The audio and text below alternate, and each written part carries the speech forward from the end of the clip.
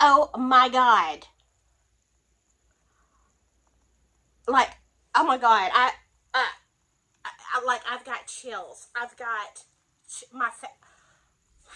okay.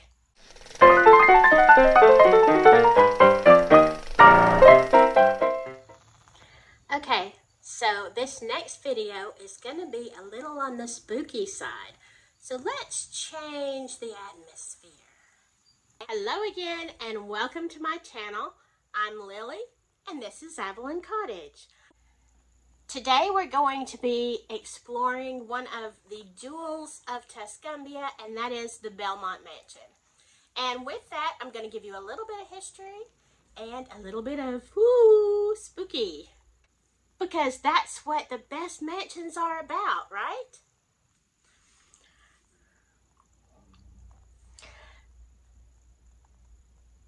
Oh my God.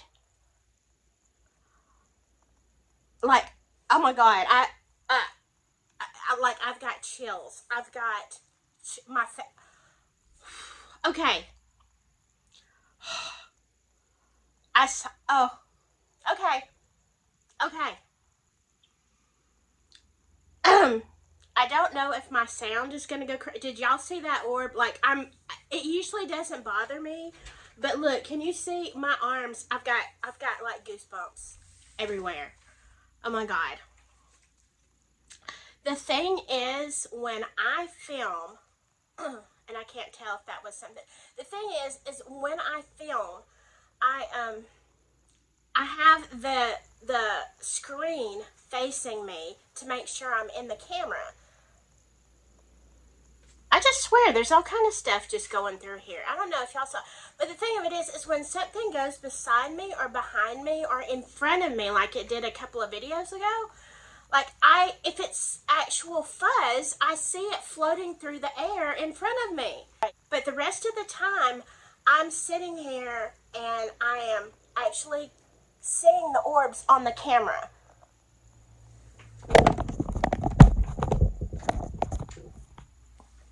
Okay, I'm adjusting this a little bit.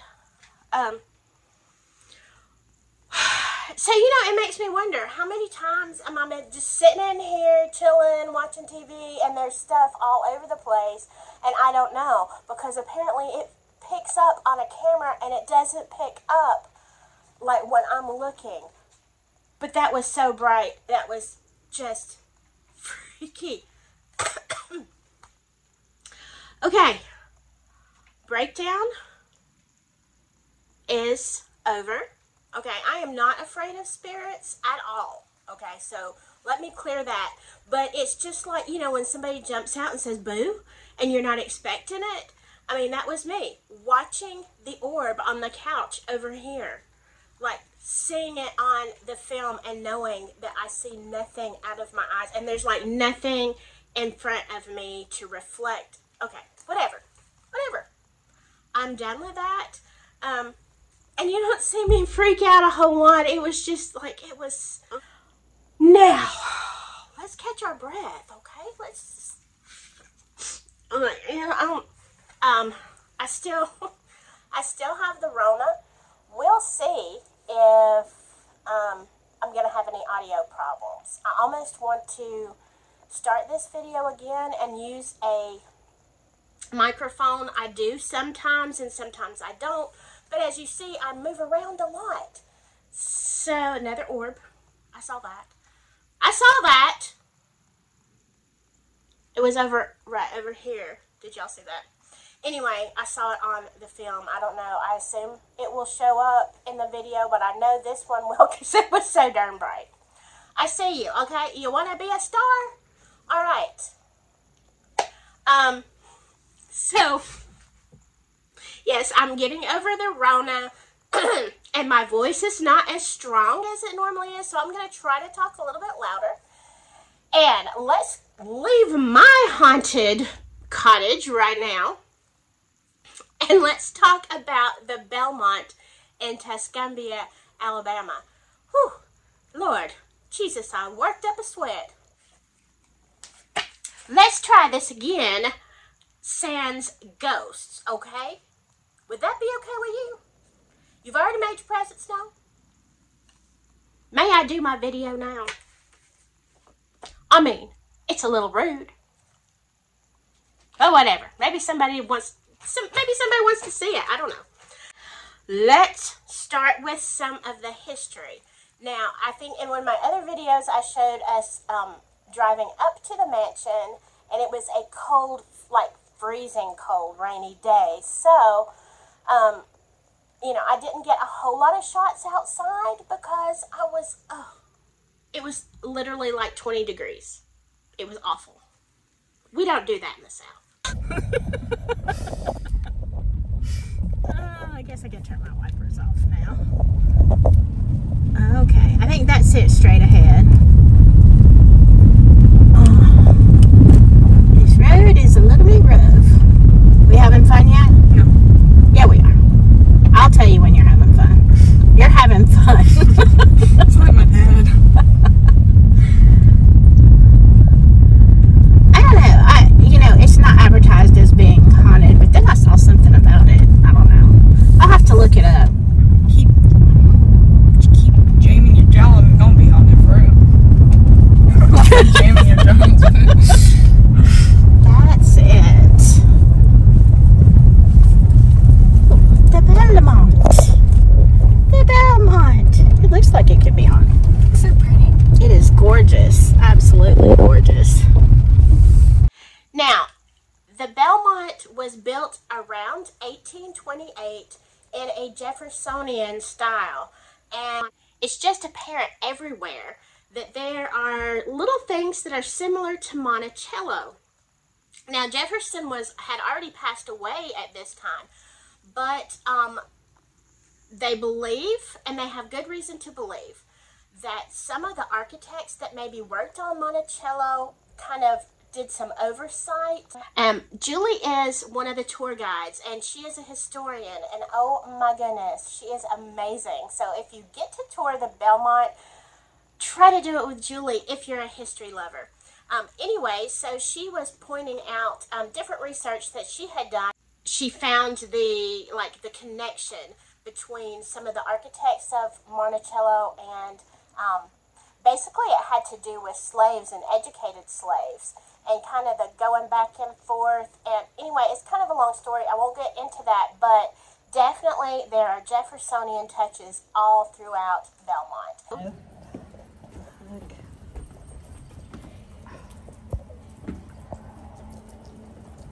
I think the land was, we have reason to believe the land in and of itself was purchased around 1818.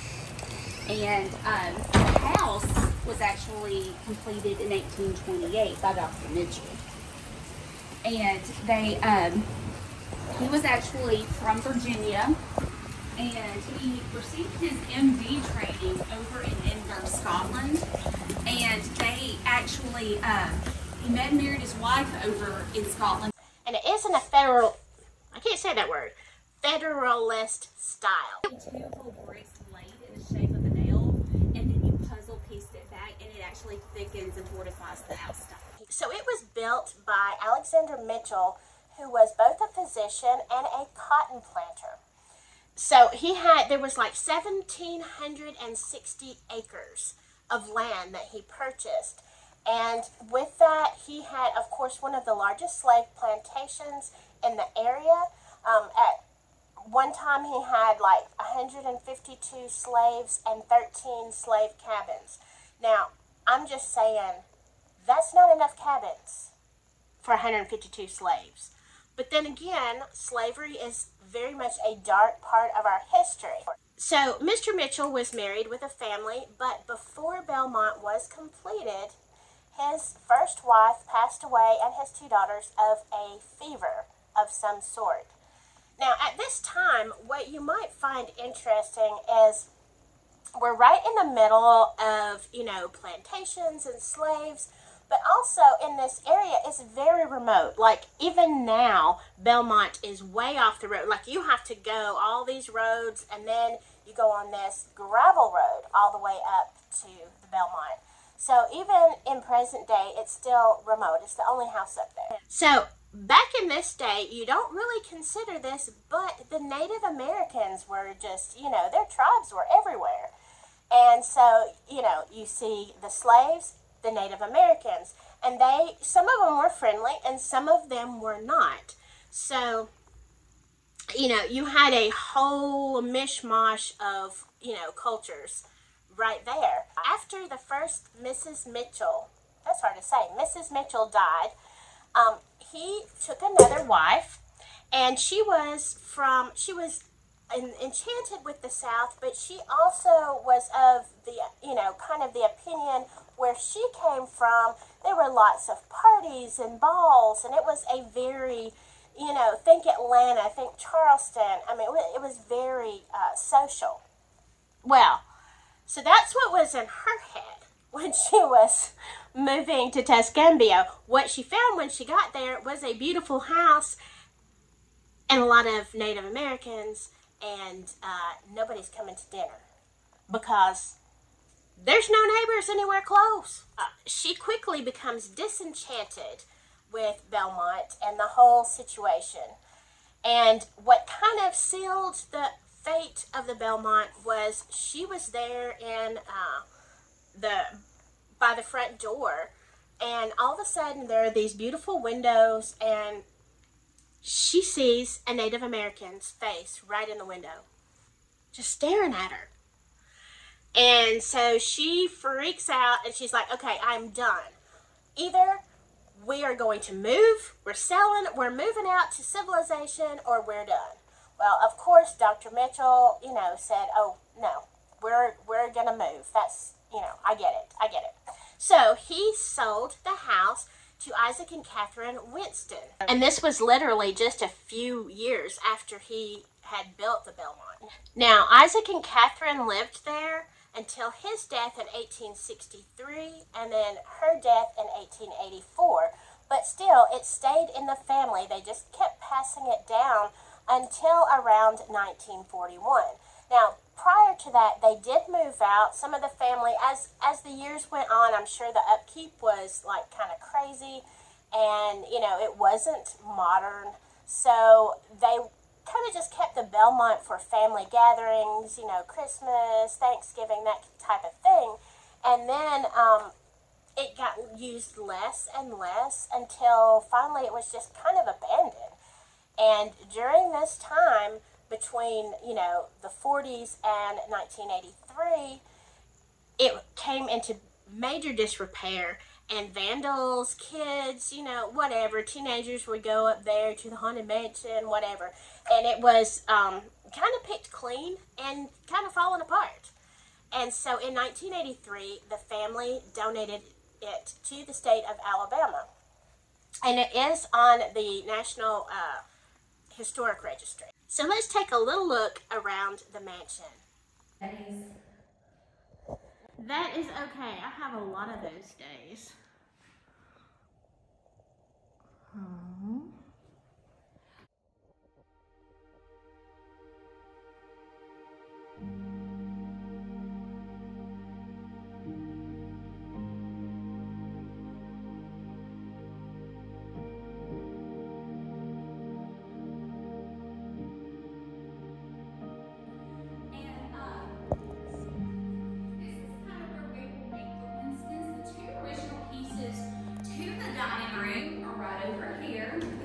Gorgeous family silver in the great key design. Yes. And if you'll come closer, you'll notice that it's a lot of the pieces are actually monogrammed. Now, what's neat, what a lot of people don't realize about monograms is that monograms actually started as sanitation measures versus just for ornamental. Because back then, you couldn't, if someone fell sick with something viral, it was hard to sanitize everything. So what they would do, you couldn't just wash stuff like you could now. So what they would do is they would monogram each person's silverware piece. And that way, if they fell sick, they knew which one to sanitize. So that's kind of how monograms got their start.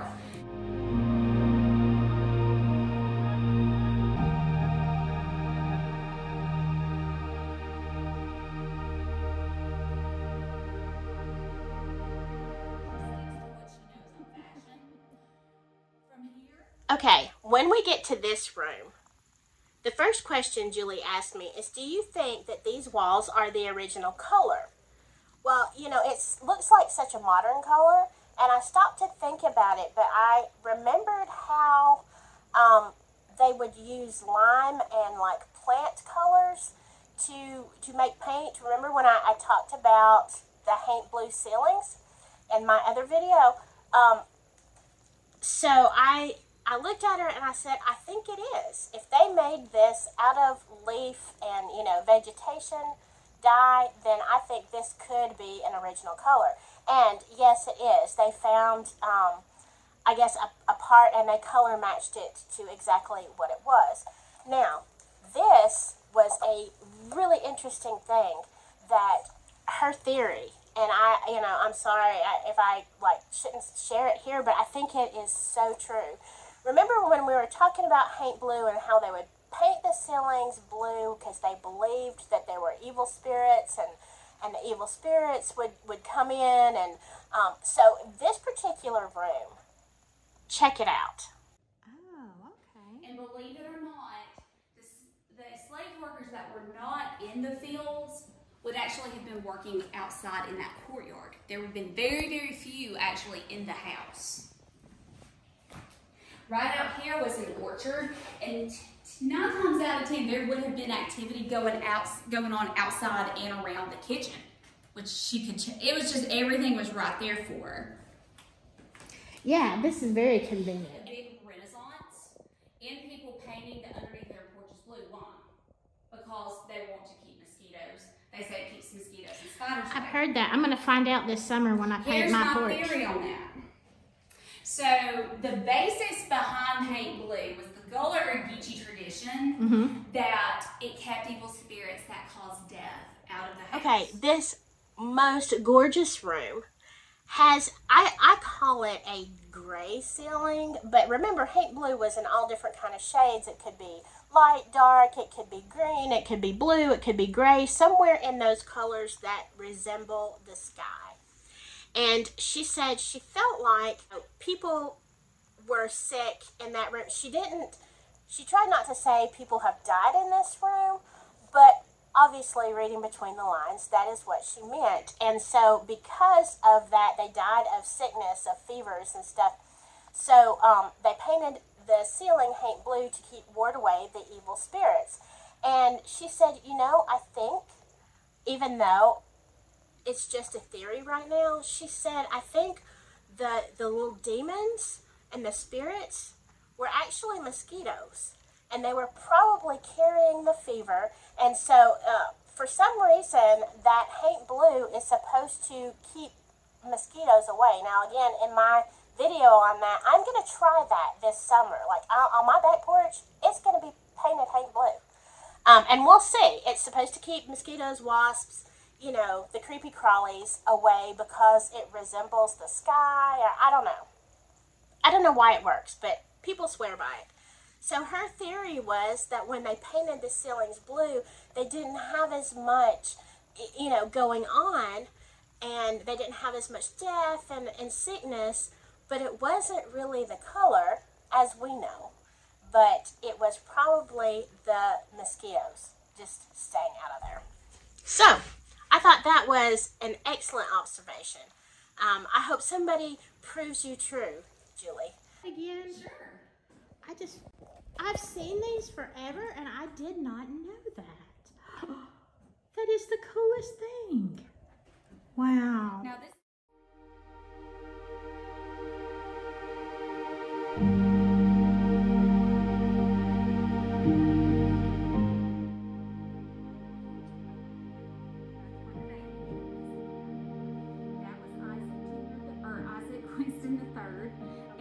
Called him Ike. And what's neat about that is that when it was a custom back then for women when they were having their babies to go to their nearest relatives or have their relatives come to them for confinement. And she actually gave birth to Ike in this room. Oh wow. And that was the key to the room when he was born. And that was given to us by Ike's grandmother. She's really pretty. And this is how they would have fit 9 babies under one roof, stair-stepped. They just squeeze them all in there. That is why it's as large as it is. That is definitely a large bed. But I mean, yeah, when you had kids, one right after the other, that's... That is a younger picture of Isaac Jr. That's the one I took a picture of. Yes, ma'am. Jeez.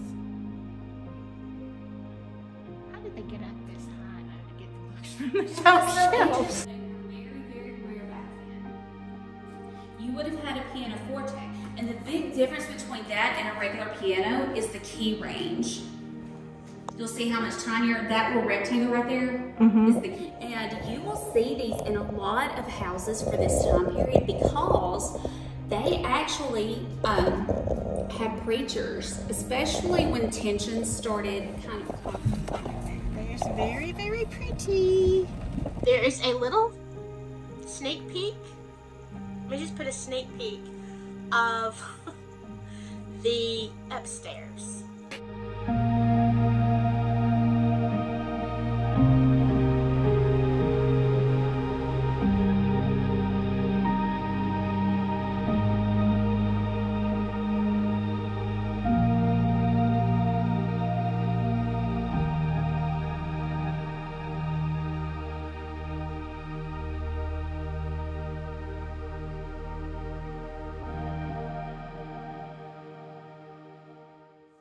It's pretty amazing.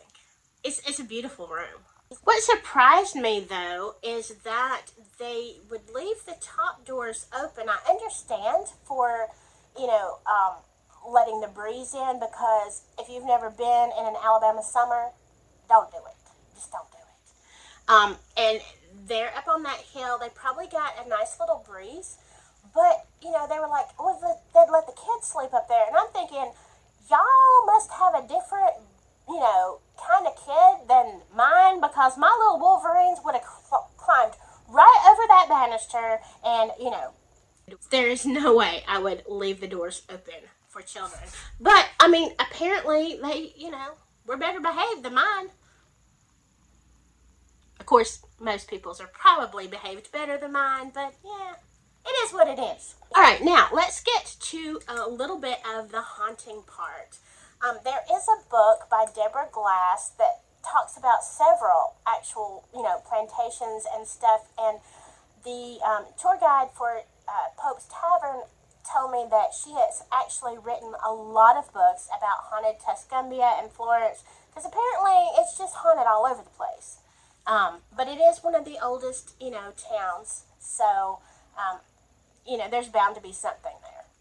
Well, she has written a book on that, and I do not have it at the time of this video, so if you are interested, it is on Amazon, maybe eBay too as well, but it is, if you want like details of stories, I'm going to give you just a few. Okay, obviously, because it was a slave plantation and even continued when the Winstons were there, for quite a while, of course, I don't know of any stories. I'm not saying, you know, they were bad, you know, cruel, mean people or anything like that, but the nature of slavery was terrible and harsh. And so, you know, there you go. So, many visitors have reported, like, in the evening and at night, seeing dark, shadowy figures out in the fields.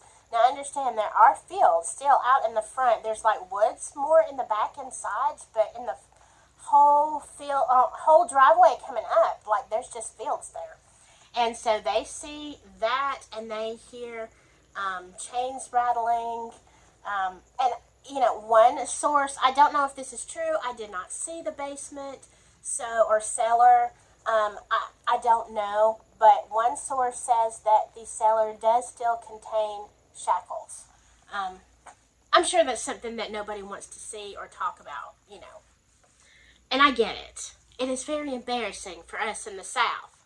Also, several volunteers who have worked at the mansion have stated that at times there seems to be they smell like this sweet fragrance, like a woman's perfume. But at the same time, the room gets very chilly. So they feel like it is one of the former ladies of the house.